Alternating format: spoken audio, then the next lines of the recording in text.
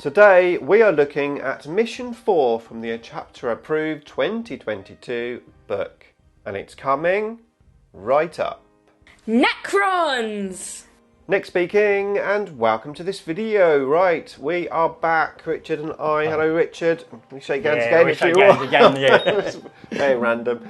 We are looking at Mission 4, which is something Sanctuaries. What's it called? Abondoned Sanctuaries. That's the one. Abandoned Sanctuaries. This is an interesting mission, very different. So let's go table down and have a look at it. Okay, so we are playing the traditional Dawn of War. So yeah, 2 table edges along the board edge. I'm instantly thinking, as a Necron player, I don't like the look of this. This looks horrible for us because the objectives are quite well spread. The deployment is awkward. I'm thinking personally from a Necron point of view, I'm probably going to be castling with most of my army, depending on how my opponent deploys. But I would be, rather than trying to sort of deploy in the middle and maybe try to go out and sort of spread out, I would actually be looking to deploy most of my army on one side, come round to these 2 objectives, and then go to the middle. Maybe have something over here just a threat and just to help fill that space. I mean, that was my initial thought, was sort of, oh, you've gone that way, I've done that. But that's my brain automatically goes one way, and you're. That's good, because we haven't discussed this before, so we've come up both with the same sorts of plan. Except you did it that way. Yeah. And as I said, I'd leave one side just to make sure that nothing can come in. Come in. Yeah. On this quarter necessary, and that's the area I would be concentrating on, and then if you need to, you can push out that way. Yeah, because once again, it's all about this middle objective. Very important. Yeah. If you are scoring this objective, you get 2 points. If you kill a unit that's on the objective, you get 2 points, and it's worth 5 points at the end of the game. Yeah. So very much about the middle objective. And if you're, let's be honest, investigate signals as within 6. If you control the centre of a board and there's no enemy units within 6 inches, that's 3 points. Yeah. So it marries up with the primary on this quite well, and it's one that you say, look at my list. I haven't actually got it, but actually it works really well with what the mission needs. Yeah. So just slip it in, boom.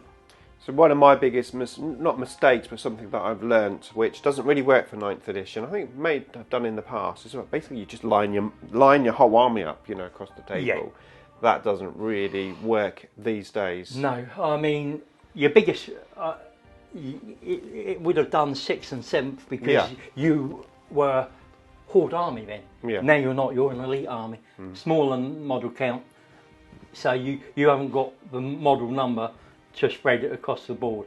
Therefore, why spread yourself thin and overstretch yourself, and when you can actually just play in a condensed space, score your points, say to your opponent, my points are there. Yep. I am going to score them unless you do something to me. Yeah. And now there's no pre-game move in this, which is interesting. Yeah. You can't use infiltrate. No. And you can't use pre-game move to get into no man's land. So I think it'd be quite a good one to have is your command protocols. Turn 1, maybe that extra 1-inch movement. Couple that with the Overlord's Aura ability, the Relentless March. That will give you an extra 2-inch movement. Yeah. So you could get your warriors moving 7 inches. Or and your race, what? Is it 13? They're 12 and then 15, plus 16. 2. That's quite a big movement. 14 inches with the and race. What's your score pecs? They're 8, so you're looking at 10 inches. Yeah. Right, yeah. So you could potentially get quite close, and obviously you can always... From there, you're 12 inches away from the centre of the objective. And you can always obviously advance as well. So you only need 8, so you could be 2 inches further back, which if you don't get first turn, makes first turn charge a little harder for your opponent. Yeah. So, but I am looking at sort of making it hammer and anvil-ish rather than Dawn War, just to make it a little longer before they get, and just concentrate 1 quarter and slowly force myself out. But It's all about meeting in the middle. That these new missions, aren't they? Really. Yeah, because once you control the centre and you're whittling your opponent down, you can spread out more. But what what you're not doing is spreading yourself out too thinly at first, so that you need can't, a support units.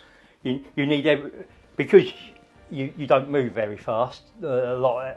You're wanting to be sort of only 12 inches away between the two, so that if you have to, you can chuck over an extra unit over there to regain control over there. Yeah. And that's where it is, and you're definitely just not giving this part of the board up.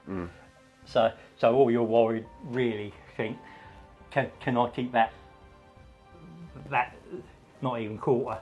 It's half of an eighth of the table. Now I'm also thinking that probably this is one mission I wouldn't take Purge the Vermin. Yeah, well, no, I think that would be in this deployment and how the objectives are would be a tough one to get. So I probably would take that if I was normally taking that. I would exchange that. Yeah, I mean, Code of Combat, if you've got the King, is always a good bet. Brilliant, it's brilliant.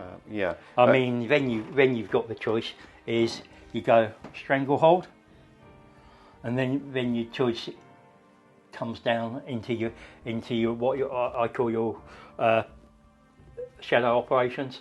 Now you could go Razor Banners, which works nicely with Stranglehold. Yep. Or you could say, well, as the mission says, I've got to hold this, or clear an enemy unit off it to get 2 points.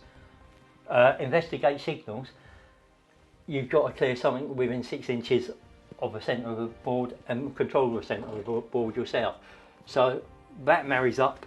So that would be my which one am I more reliably going to do? Investigate signals or Razor Banners? And then that's my choice. Yeah. I mean potentially engaging all fronts could work with this one, depending on which units you have. Because if you're going to the centre, if you can just get over this side. Yeah, I mean, if you're doing it, this is probably, and that would be my 1, 2, and 3.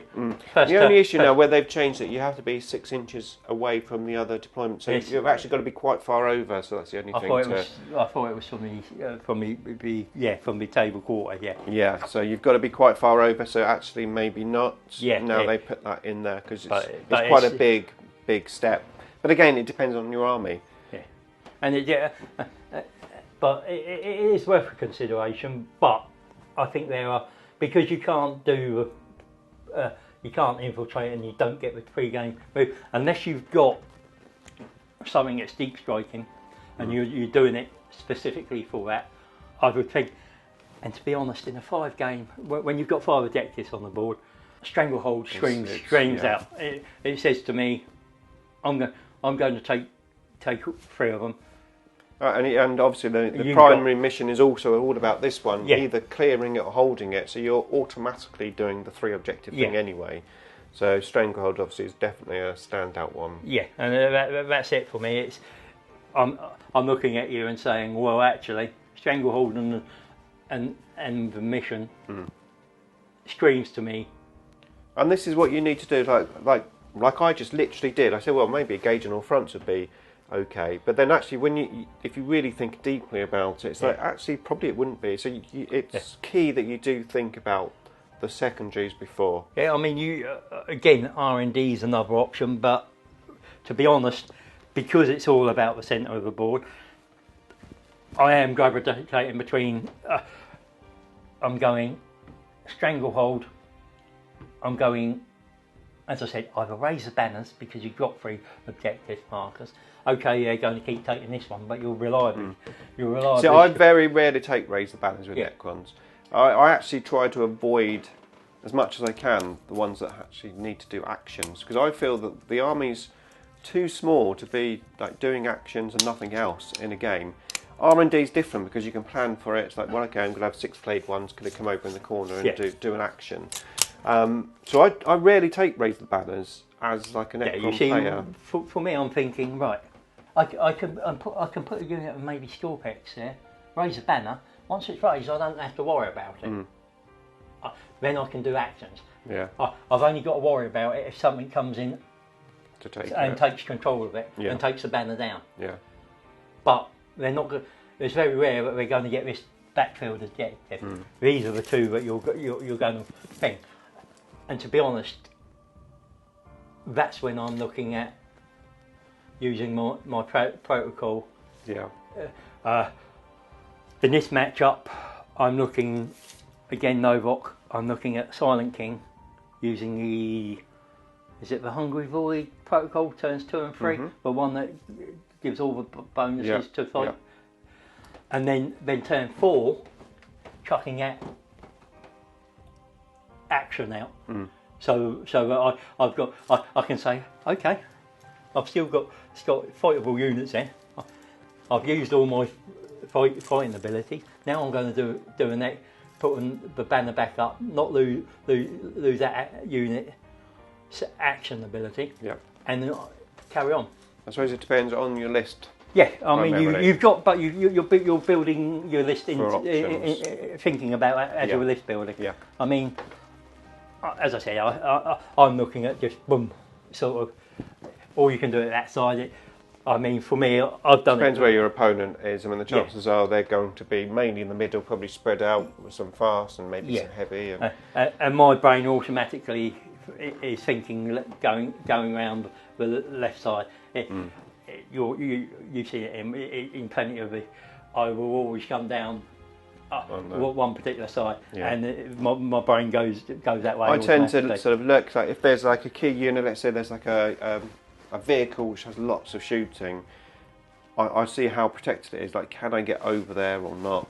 You know, and obviously the terrain, of course. Terrain's vital. I mean, we play with plenty of obscuring, and again, this is how what I'm thinking is I'm hiding behind things, and saying to you, you've got to come get the angle to shoot me, and if you're then in range of me, you're in trouble. Yeah. And again, it is all about just eventually. I mean, how I'd see it. I mean, you've got to in game. I mean, my initial thoughts is I don't want to be too far, but maybe at end of game, towards end of game, I'm wanting to send a unit a race just over to get that one, and then having just something like that. And saying to and that be where I am in sort of game. Must assuming you've got models left, because if you're playing someone like you, you'll have nothing left at the end of the game. If I'm playing Gaz, but Gaz is a bitch. Okay, so I think that's a good way to end the video. Gaz is a bitch. We know that. I would be interested to know, do you play Raise the Banners? Let me know in the comments box below. We're going to talk more about secondary objectives in the future, so keep watching.